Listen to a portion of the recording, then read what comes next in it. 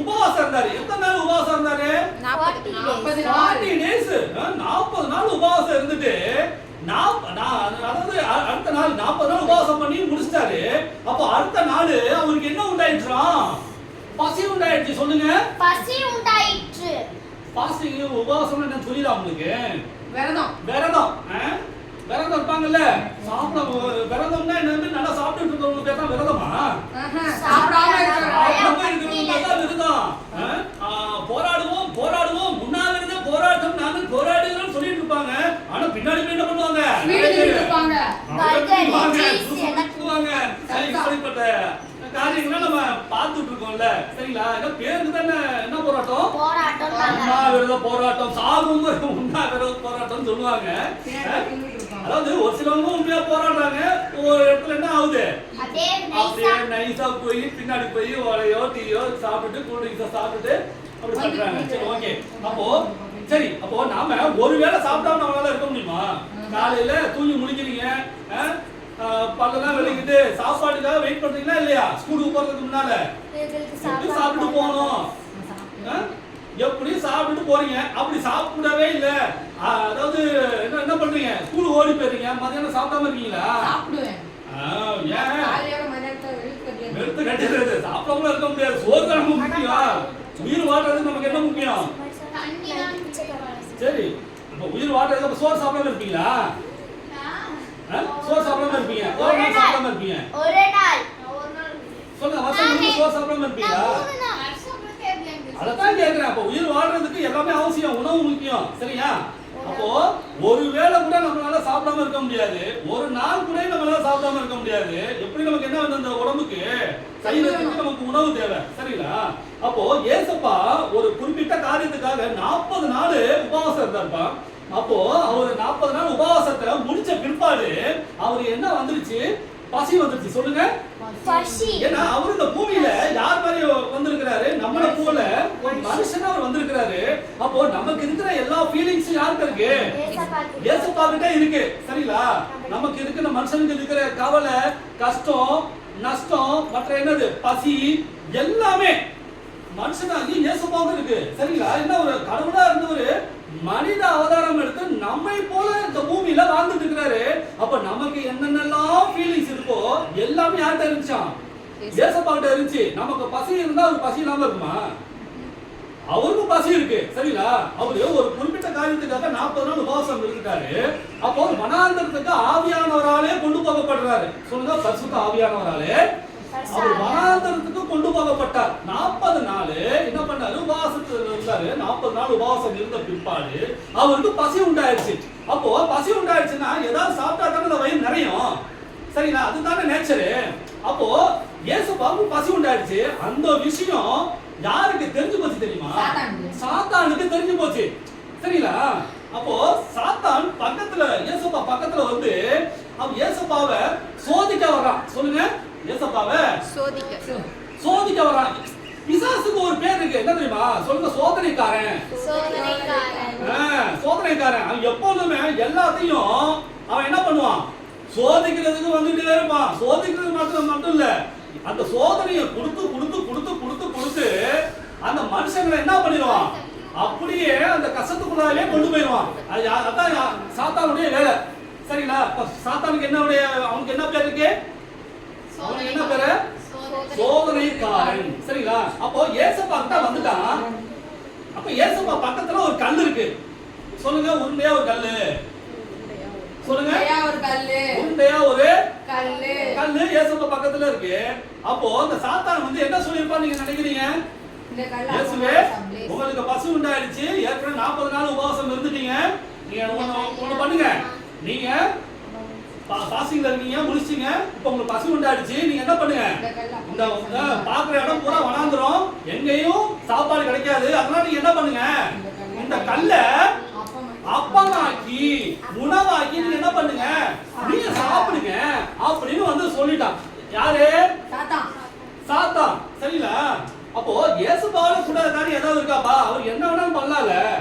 தனக்கு பசி உண்டாச்சுன்னா அவர் எப்படி வேணாலும் உணவை தயாரிச்சு அவரால் சாப்பிட முடியுமா? முடியாதா? முடியும். ஏன்னா அவர் யாரு? வானத்தையும் பூமியையும் உண்டாக்கின கடவுளாகி ஏசப்பா, அவரால கூடாது எதுவுமே கிடையாது. இவன் என்ன பண்றான்? இவன் பேச்ச தந்திரமா கொண்டு வரான். சரிங்களா? உங்களால தான் எல்லாமே முடியும்ல. நீங்க என்ன பண்ணலாம்? இந்த கல்லை அப்பமாக்கி ஒரு பிரெட் ஆக்கி ஒரு உணவாக்கி நீங்க என்ன பண்ணுங்க, உங்க பசிய போக்கிக்கங்க அப்படின்னு இவன் என்ன பண்றான்? சோதிக்கிறான். யார? ஏசப்பாவே சோதிக்கிறான்னு நாமலாம் ஏமாத்துறோம். அப்ப அவர் என்ன பண்ணாரு? அவன் சொல்லி அவர் கேட்கணுமா? ஒரு பிசாசு சொல்லி. ஏன்னா அந்த பிசாசை உண்டாக்குனது யாரு? ஏசப்பா தான். ஒரு காலத்துல அவன் தேவதூதனா இருந்தவன். சரிங்களா? அவன் பரலோகத்துல இருந்தவன். அவன் பாவம் செஞ்சு ஏசப்பா என்ன பண்ணாரு? பரலோகத்துல இருந்து தள்ளி விட்டுட்டாரு. நீ பரலோகத்திலே எனக்கு நீ சேவையே செய்ய வேணாம் அப்படின்னு சொல்லிட்டு கீழே தள்ளி விட்டாரு. கீழே தள்ளி விட்டதுனால பரிசுத்தமா இருந்தவன் அசுத்தமாயிட்டான். ஏற்கனவே பரிசுத்தமா இருந்தால பரலோகத்துல ஏசப்பா கூட இருந்த வரைக்கும் பரிசுத்தமாக இருந்த தேவதூதன் அவன் கீழே தள்ளப்பட்டதுனால அவன் என்னவாயிட்டான்?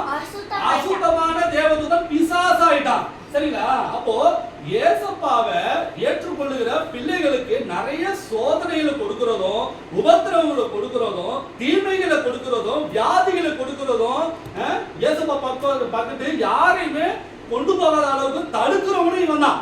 சரிங்களா? அந்த உலகத்துல நிறைய கடவுள்கள் இருக்கிறது காரணமே அவன் தான். ஏன்னா ஏசப்பா கிட்ட யாரும் போயிடக்கூடாது, ரட்சிப்பு பெற்றக்கூடாது, நன்மைகளை பெற்றக்கூடாது அப்படின்ற ஒரே ஒரு நோக்கத்துல இவன் கங்கணம் கட்டிட்டு அலையறான். என்ன ஒரு நோக்கம்?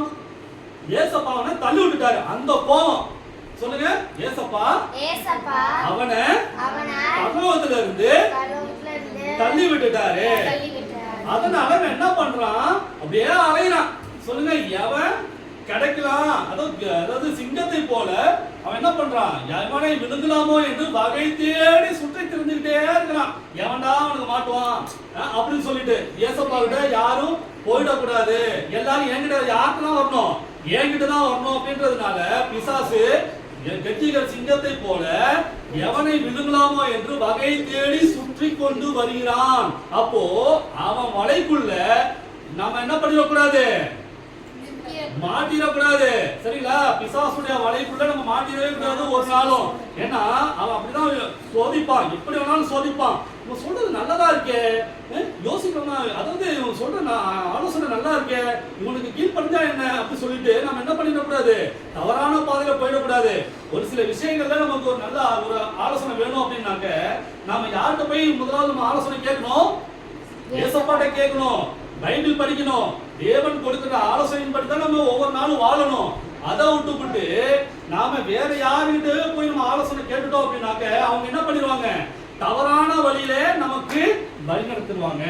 அப்போ கடைசியில நம்ம யார் வழியில போயிடுவோம்? பிசாசு வழியில போயிடுவோம். அப்ப நம்ம நல்ல வழியில போகணும் அப்படின்னாக்க நாம ஆண்டவருடைய பிள்ளைகளா இருந்தோம் அப்படின்னா பைபிள் படிக்கிறபடி வசனம் சொல்லுகிறபடி நம்ம என்ன பண்ணணுமா? வாழணும், போகணும். அப்பதான் நமக்கு நல்ல வழி பிறக்கும். சரி, அப்போ இதுல என்ன பாடணும்? நமது கேப்டன் இயேசு அவர் செய்ததெல்லாம் பாரு, வசனத்தால் சாத்தானை ஜெயித்தாரே. அப்போ இவன் என்ன பண்ணா? சாத்தான் ஏசப்பாவை சோதிக்கிறான். இந்த கல்லுகளை அப்பங்களாம்படி சாப்பிடுங்க அப்படின்னு சொல்றான். அப்ப ஏசப்பா அவனுடைய சொல் பேச்சை கேட்டாரு அவரு? ஏன்னா அவரால் முடியும். கல்ல கூட அவரை உடனே பிரெட்டா மாத்தி ஒரு உணவா மாற்றி அவரால் சாப்பிடவும் முடியும். சரிங்களா? ஏன்னா இவர் சொல்லி அவர் செய்யணும் அப்படிங்கிற அவசியமே இல்ல. ஏன்னா அவன் யாரு? தள்ளப்பட்டவன், அவன் ஒரு பிசாசு, அவன் ஒரு மோசமானவன், அசுத்தமானவன். அவன் பேச்சுக்கு ஏசப்பா ஒருபோதும் கீழ்ப்படிய மாட்டாரு. அப்போ அவனை எப்படி ஜெயிக்கிறாரு அப்படின்னாக்க வசனத்தின்படி ஜெயித்தார். சொல்லுங்க, என்ன வசனத்தை யூஸ் பண்றாரு? மனுஷன் அப்பத்தினாலே மாத்திரம் அல்ல, தேவனுடைய வாயிலிருந்து புறப்படுகிற ஒவ்வொரு வார்த்தையினாலும் பிழைப்பான் என்று எழுதியிருக்கிறதே. சரிங்களா? அப்படின்னு ஏசப்பா என்ன பண்ணாரு? இந்த வார்த்தையை சொல்லி ஏசப்பா பிசாசை ஜெயிக்கிறாரு. சொல்லுங்க, மனுஷன் அப்பத்தினாலே மாத்திரம் அல்ல, தேவனுடைய வாயிலிருந்து புறப்படுகிற ஒவ்வொரு வார்த்தையினாலும் பிழைப்பான் என்று எழுதியிருக்கிறதே. எதுல இருக்கு? மத்தேயு 4:4. இத நீங்க கரெக்டா வச்சுங்க. சரிங்களா? மத்தேயு 4:4 மனுஷன் அப்பத்தினாலே மாத்திரமல்ல தேவனுடைய வாயிலிருந்து புறப்படுகிற ஒவ்வொரு வார்த்தையினாலும் பிழைப்பான். அப்போ இதுக்கு என்ன அர்த்தம் நினைக்கிறீங்க?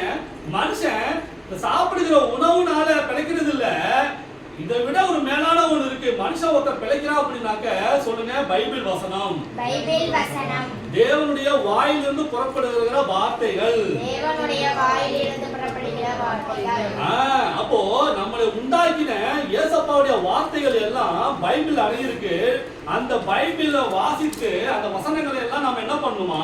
உட்கொள்ளணும். சொல்லுங்க. அந்த பைபிள் எல்லாம் படிச்சு படிச்சு படிச்சு படிச்சு நம்முடைய மனதில நம்முடைய எண்ணங்கள்ல வைத்து என்ன பண்ணுமா?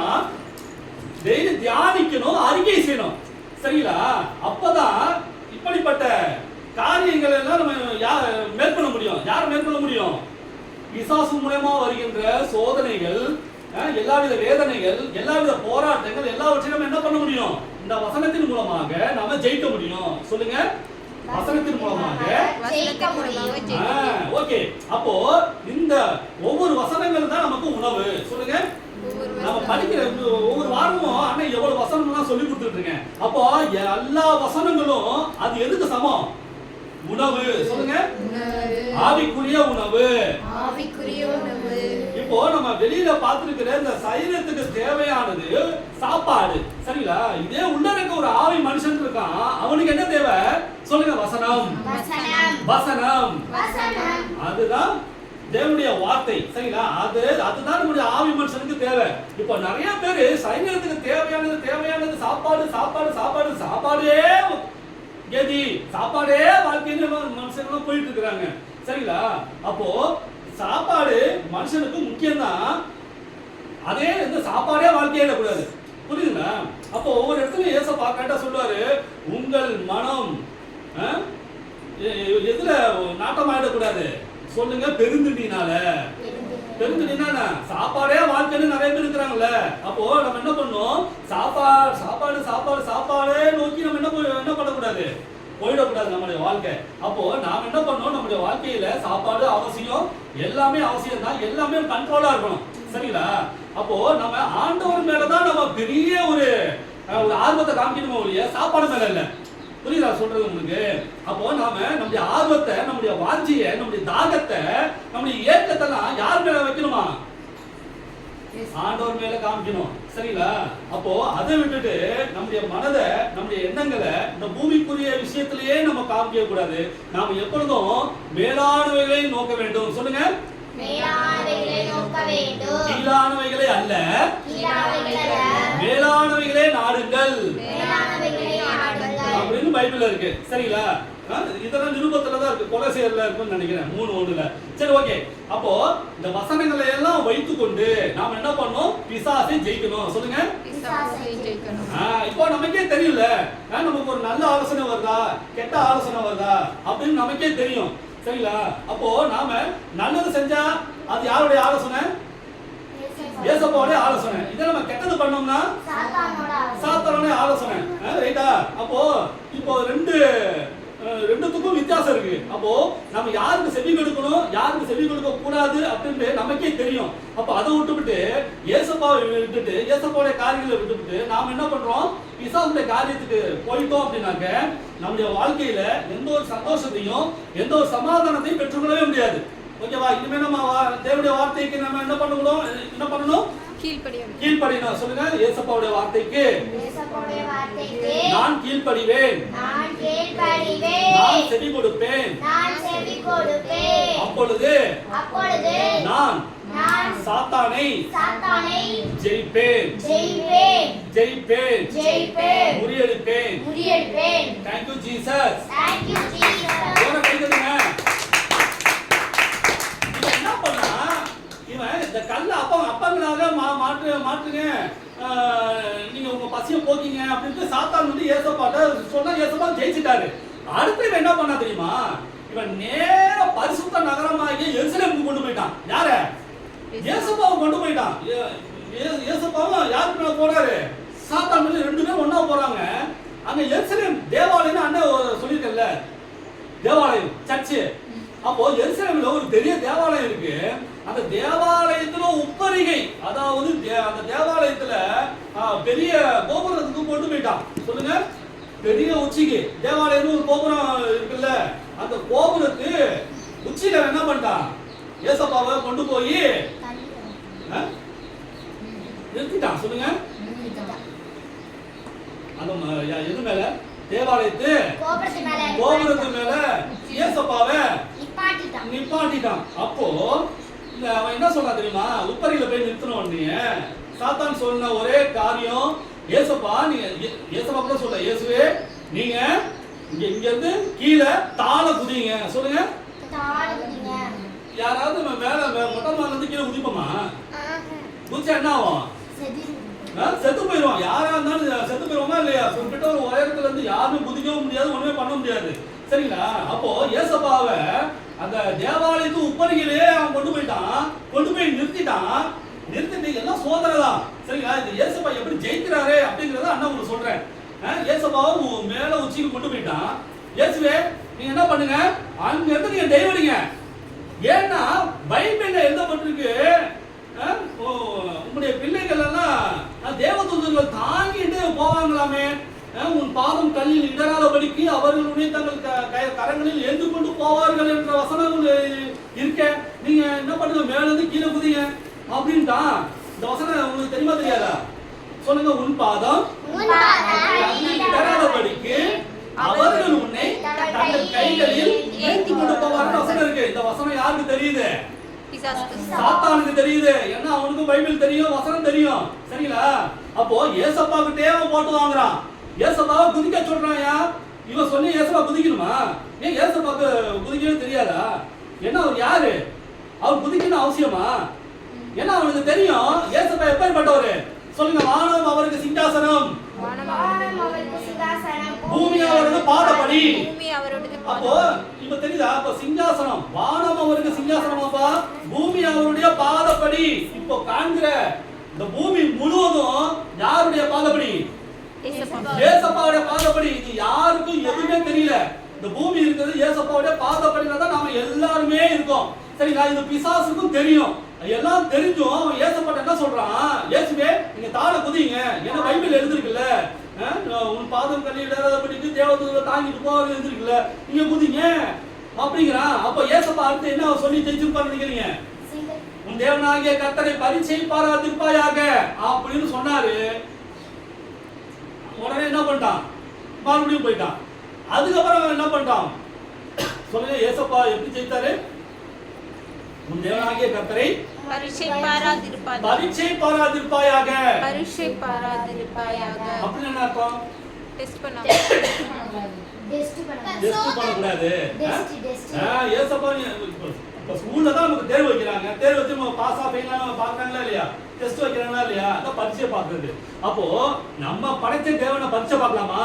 சந்தேகப்படலாமா? இந்த அளவுக்கு நம்மள தாயின் கர்ப்பத்துல உற்பவித்தது முதல் இன்ன நாள் வரைக்கும் நம்மள கண்மணி போல பாதுகாத்து, நல்ல கால் கையை கொடுத்து, கண்ணை கொடுத்து, காதை கொடுத்து, நல்ல வாயை கொடுத்து, நல்ல பற்களை கொடுத்து, நம்ம சரீரத்தை இவ்வளவு நல்லபடியா உண்டாக்குனாரு. இப்படிப்பட்ட தேவனுக்கு நம்ம என்ன சொல்றோம்? சொல்லுங்க, நன்றி சொல்லணும். இது சொல்லாமே நிறைய பேர் இருக்கிறோம்ப்பா. இப்படிப்பட்ட கண்களை போல நம்ம பாதுகாக்கிற அன்பு தேவனுக்கு நம்ம தினந்தோறும் நன்றி சொல்லணும். ஏசப்பா, இப்போ எனக்கு இருக்கிற இந்த பார்வை நிறைய பேருக்கு பார்வை இல்லையே, இந்த கண்ணை கொடுத்தீங்களா உங்களுக்கு நன்றி. ஏசப்பா, நிறைய பேருக்கு கைகள் இல்ல, எனக்கு இந்த கைகளை கொடுத்தீங்களே உங்களுக்கு நன்றி. ஏசப்பா, நிறைய பேருக்கு கால்கள் இல்ல, எனக்கு இப்ப நல்ல கால்களை கொடுத்தீங்களே உங்களுக்கு நன்றி. நிறைய பேர் சாப்பாடு இல்லாம இருக்கிறாங்களே, எனக்கு சாப்பாடு கொடுத்தீங்களே அதற்காக உங்களுக்கு நன்றி அப்படின்னு சொல்லிட்டு ஒவ்வொரு தேவைகளுக்காக, ஒவ்வொரு நன்மைகளுக்காக நாம என்ன பண்ணணுமா? ஏசப்பாவுக்கு வாயை திறந்து நன்றி சொல்ல கடமைப்பட்டவர்களாக இருக்கிறோம். நன்றி சொல்லாம ஒரு நாளும் ஒருத்தரும் படுக்கையில படுக்கவே கூடாது. இனிமே நீங்க படுக்கிறதுக்கு முன்னால நீங்க என்ன பண்ணணும்? ஏசப்பாவுக்கு நன்றி சொல்லிட்டு தான் நீங்க படுக்கைக்கே நீங்க போகணும். அதை விட்டுட்டு நீங்க ஏசப்பாவுக்கு நன்றி சொல்லாம யாரும் படுக்கவே கூடாது, தூங்கவே கூடாது. சரிங்களா? இப்போ மனசுல ஒரு தீர்மானம் பண்ணீங்க. சரிங்களா? நாம இந்த அளவுக்கு நம்ம உயிரோட இருக்கிறது, ஜீவனோட இருக்கிறது, சுகத்தோட ஆரோக்கியத்தோட நாம இருக்கிறோம் அப்படின்னாக்கா யார் காரணம்? ஏசப்பா தான் காரணம். அப்போ என்ன பண்ணோம்? ஏசப்பாவுக்கு நன்றி சொல்லிட்டு நீங்க பாடுங்க. ஓகேவா? சரி, மீதிய அடுத்த வாரம் அண்ணா சொல்லிடுறேன். இப்ப வசனம் என்ன கத்துக்கிட்டோம்? மனுஷன் 54 மனுஷன் 54 மாத்திரமல்ல, தேவனுடைய வாயிலிருந்து புறப்படுகிற ஒவ்வொரு வார்த்தையினாலும் பிழைப்பான். மத்தேயு 4:4. அப்புறம் இன்னொரு வசனம் சொல்றேன். சகலமும் நல்லொழுக்கமாயும் கிரமமாயும் செய்யப்பட கடவுது. 1 கொரிந்தியர் 14:40. சொல்லுங்க. சகலமும் நல்லொழுக்கமாயும் கிரமமாயும் செய்யப்பட கடவுது. 1 கொரிந்தியர் 14:40. ஓகே, இந்த வசனத்தை நீங்க எல்லாரும் சொல்லுங்க. சரி, இப்போ முதல்ல நாம என்ன பண்ணணும்? வசனத்தை நாம கடைபிடிச்சு வாழணும். அப்பதான் நம்ம சாத்தானை ஜெயிக்க முடியும். சரிங்களா? வசனம் தெரியலன்னா நாம என்ன பண்ணுவோம்? பிசாசுக்கு கீழ்ப்படிஞ்சிருவோம். அவன் ஆலோசனைக்கு நம்ம செவி கொடுத்துருவோம். அப்போ கடைசியில குத்துதே குறையுதேன்னு நாம படைச்சுக்கிட்டே இருப்போம், வருத்தப்பட்டுக்கிட்டே இருப்போம், நஷ்டப்பட்டுக்கிட்டே இருப்போம். சரிங்களா? அப்போ தப்பி தவறி நம்ம சாத்தானுடைய சொல்லுக்கு ஆலோசனைகளுக்கு நாம செவி கொடுக்க கூடாது, கீழ்ப்படிய கூடாது. சரிங்களா? அப்போ நல்லது எது கெட்டது எது நமக்கு கண்டிப்பா தெரியணும். சரிங்களா? அப்போ கெட்டது பின்னால நம்ம போக கூடாது, நல்லது பின்னாலதான் போகணும், நல்லதுதான் செய்யணும். ஏசப்பாவுடைய வாழ்க்கையை நாம என்ன பண்ணணும்? வாழ்றதுக்கு பிராக்டிஸ் பண்ணணும். சொல்லுங்க. ஃபாலோ பண்ணு, ஃபாலோ பண்ணு, ஃபாலோ பண்ணு. அவரை போல வாழ நீயும் பிராக்டிஸ் பண்ணு. தும்பாலே தும்பலகாலே தும்பா தும்பா தும்பா